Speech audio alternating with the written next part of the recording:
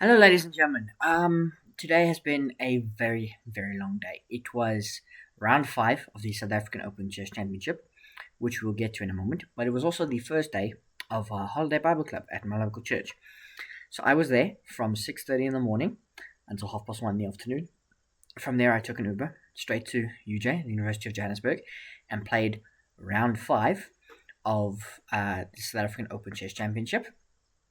Uh, it was an eventful game without giving too much away. And then I got home a little after 6 p.m. And yeah, it was a fascinating day. A long, tiring day. I still had work to do. I still got stuff to do after I record this video. And then we go again tomorrow for the same. So hopefully today is a sign of things to come, or not, as we'll get to in the game recap. I had the white pieces again against Adriano Goncalves, or Goncalves. And I said to myself, right, if I don't have a good game in d4, which is what I played today, this is its last chance in this tournament. If it doesn't go my way, then I am switching openings. It'll either be a reti or it will be e4. Reason being, I had d4 in the first game of the tournament, which was a Grunfeld, and I lost. I had a d4 in round 3, so all the odd rounds I get white, and it was a Benoni, and I held. So I'm half out of 2. So I just thought, my black openings are slightly less flexible. But my white, I have a little bit more choice. So d4, this is its last chance, because I might get 2 or 3 more white games, so I need to make them count. So this is its last chance. We had knight to f6, c4, and we got a Catalan via this move order. And then knight to c6 was played. And I saw this move, I'm like, that shouldn't be played. Because in the Catalan, you either play c6 or you play c5. And the knight goes behind or to d2. So I didn't understand knight c6. I thought that can't be right. I played knight f3, bishop e7, short castles, and queen c2. All of this is good stuff. h6. My opponent thought a long time about h6, and I started getting confident because I started having visions. It's like, well, I'm going to get bishop to f5. Should I play h5 immediately? Should I play rook d1? I'm going to line up an attack on the queen. Should I play e3 or should I play h4? What didn't occur to me was to play bishop to d2 or a3 as a waiting move and a deterrent against knight to b4. That move never crossed my mind. When the knight went to c6, I never thought it could get to b4. So I played rook d1, and the knight went to b4. And here we've got a problem. You can see black is better. And I've got bad news for my supporters. I've got to here play. I play queen b3, which is fine, and they play a5. Now, what do I need to play? I need to play bishop to f4, or not much else. Bishop to f4 seems like the most reasonable move. Instead, I played a3, which is a drastic blunder. Here in my mind, I had a look at 2 lines. I saw a4, which gets played, and here I saw 2 lines. I saw this line where I take the knight, allow them to take my queen, and I take the rook. And I thought maybe I could go for this because it pins the bishop to the queen. Yes, they do get this pawn, but I've got the Catalan bishop, which could put pressure. I'm going to get my knight to e5. I'm going to get my pieces out, and maybe this isn't so bad.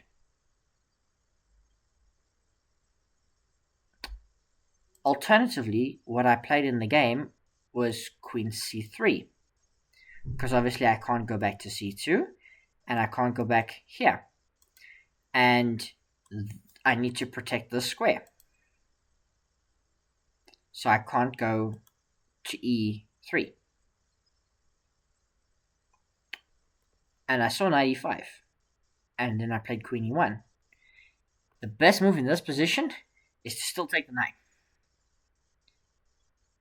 And then knight takes c3, bc3, and just give up the 2 pieces for the queen. But I played queen e1, and I've had to relinquish defense of c2 and knight to c2. And in under an hour, I still had like an hour 20 something. In like 5 minutes of clock time, I had managed to blunder an entire rook. So yeah. Now, not an excuse, but I did have a raging headache. Because it had been a long day, as I said in the intro. So this is not a good game. So d4 is done. Queen e1, which is the best move. It's the only move that keeps the queen on the board. Knight takes a1, of course. I played, brought the knights out. He traded instantly. He brought the knight out. I thought I need to start opening things up a little bit. I know I'm down on pieces, but and now I've given up the a pawn. So now he's got a pass pawn on top of everything. I need to create counterplay. I could have resigned the moment he played knight to c2, but I thought I'm going to try something. I'm here now. I've come all this way. I've traveled 30, 40 minutes to UJ.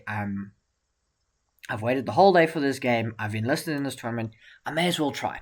I know I'm going to lose, but maybe I can find a perpetual or something. So maybe that's what we've got to hope for. So we bring the knight back and we play for c4. Bishop to f5 hits the rook, rook a1, and I fully expected him here to play bishop b2. I would go here and for him to lock my rook in jail. This is what I expected. But none of this happened because he went here, which I thought was interesting. I mean, he's used a lot of clock time. He used like a lot of clock time, but he was playing well. We traded here, and I thought queen b5. Maybe I'm onto something. I've got eyes on the bishop. I've got eyes on the rook. I've got eyes on the pawn. And after bishop to d6, I had one hope. And that hope was rook a4. And I was hoping for rook takes a4. Why was I hoping for rook takes a4? Because it's a fork. And I would take with check. He would go here, and then I would come back. And I thought maybe here, it wouldn't be so bad. Maybe this position wouldn't be so bad. But there's queen c1 check. King h2, and now it's probably a draw. I thought if I get here, I'll be fine. But he found queen c6. So after rook a4, he found queen c6. And it's not the best move, but it was a stone-cold dagger because he just sees the rook. So I've got one last trick, rook b4. It's an inaccuracy, but I thought if he takes the queen, I take, and I've got pressure on this, and, maybe I can get something. But if he takes the rook, I've still got my queen on the board. And while I've got my queen on the board, I'm going to play this game. Because I've got hope of getting to this king. I don't know how, but hope of getting to this king and getting a perpetual. Queens can deliver perpetual. So while my queen's on the board, I'm going to play this game. f6. And I saw f6, I was like, wait, hang on, h5. And yes, you can play b5, but I've got knight to h4. And I'm going to get my knight in this way. Knight to h4 is not the best move. The best move here, according to the engine, it's still -5. But it's to play knight e1. Explain. King h2 is also fine, I suppose. And then there's g4. I played knight to h4. He traded and played rook a4. I brought my queen back to b1. And here I thought, here he really had to think and pause. Because if he plays a slow move, let's say b4, then I've got like queen g6 with like knight f4. So let's say he defends, right? So the rook's under attack. So let's go say it goes here. Then I've got like knight to h4, and if he plays here to defend mate, I've got like check. And here it's completely winning. You see how quickly, like 2 mistakes or 1 blunder, 1 huge blunder. Of course, his rook is defended, so he can just play like queen e6. And I don't have much. I can still bring in the knight, and this is under attack. But he can just play like rook a7. And even though I get check, he just plays king h8, and I've got nout. I can try knight f5 and push for this, but he's got queen f7. and he can defend this. But he defends in even more brutal fashion after queen b1. He doesn't allow anything. He simply plays rook e4. And rook e4 came, and I thought, damn, uh, I can't allow him to take this knight. This knight and this pawn are the only things I have going towards this king. So I played knight to g4, which was the best move, and here he played queen c4, the best move. And this game's not going to be very much longer because I was looking. I thought I need to kick out this rook so that I can get my queen out. He unfortunately controls the only open files on the board. So if I could get my queen to the back rank, it would be mate. If I could get my queen to the back rank, it would be mate. So I've got to try, and here I played my final move of the game, f3. Inaccuracy because he plays queen a2. Check. Forcing the queens off the board. And here I extended my hand and I resigned. I mean, I was losing from move 10. Move 10's where I played a3. And, if I had gone for this line with a4 and a takes b4 and taking the queen, and if I had gone for this, maybe the game looks different. I'm still lost, but maybe I can fight on a bit longer. I've got 2 rooks on the board, and we know, queens are powerful, and I've played this before. But d takes, and it's not looking good. Maybe I could have gone for this, because I missed 94. That's the big thing. I missed at 94, and I relinquished control of c2. Like, I didn't realize that this traps the rook, or that it would come with a fork. That's what I basically missed. Because I got here in my head, and I thought, well, queen e1, and I'm safe. And then I forgot to calculate knight to c2. So I was basically lost like this. I did suffer for the next hour trying to get something. Like, I really did try. But, I was basically just being like, should I resign now? Should I continue playing? I thought I'll continue playing while I have a queen. Like, if you took my queen, here on, like, move 29 or whatever it was, I may have resigned. I may have tried with that long endgame. Here, I really thought I might get something. I had visions here. Instead of rook a4, I thought, what if he plays g4? g5, just to humor me. And I can get, like, queen g6. And, there's king f8, and I can take, and he can escape, and I can give a check. But there's nothing. There's nothing here. And I can get the knight in. There's nothing here. There's nothing here. There's rook a6. There's nothing. It's gone. And I can push the pawn.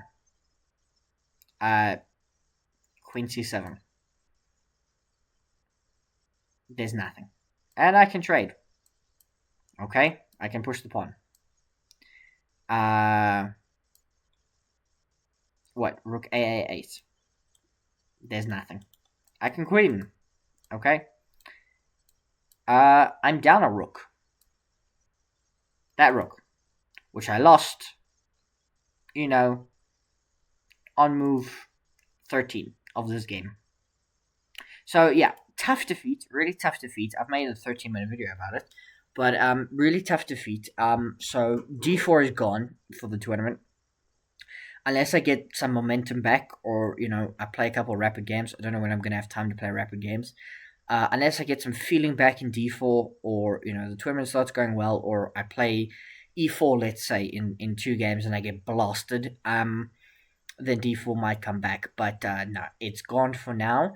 My black repertoire is a little bit more stiff and stagnant. So, look, I was hoping for 5.5 at the start of the tournament, just even and gaining rating. Right now, I'll just take not losing again, because I'm on -3 for the tournament. So I would need to win 3 games out of the remaining 6. So I'd need to win half the games. That's a bit much. But we see, maybe I'm going to go on the biggest streak ever. And I just needed this game to really kickstart things. Otherwise, I might just be having a really crappy tournament. And there's not much you can hide about that. But otherwise, I hope you're doing well. I'm sure my tournament will improve. It can't get much worse. I'm losing every other game. So, yeah, that's how we're going at the moment. Tomorrow's going to be another long day, but we're going to make it good. We're going to just keep trying. I'm going to show up tomorrow. I'm going to try my best again. Today was not my best, but I'm going to try and give my best. Let's start with that. I'm going to try and give my best. Make sure I'm 100%, and then we'll go from there. But thank you so much, and then that's it from me for today. Cheers.